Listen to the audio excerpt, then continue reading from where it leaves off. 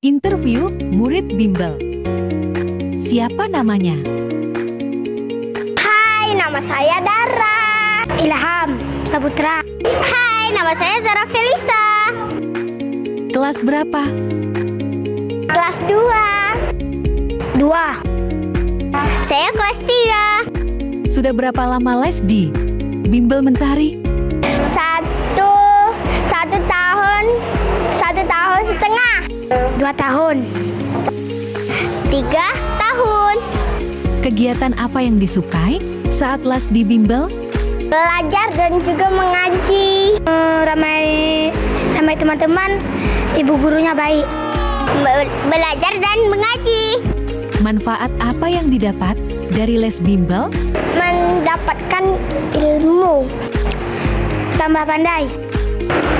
Mendapatkan ilmu. Harapan apa yang ingin dicapai saat les? Menjadi pinter. Pandai matematika.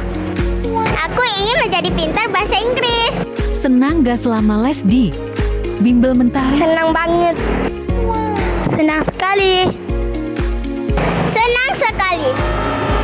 Sekian dan terima kasih. Jangan lupa like-nya ya, teman-teman.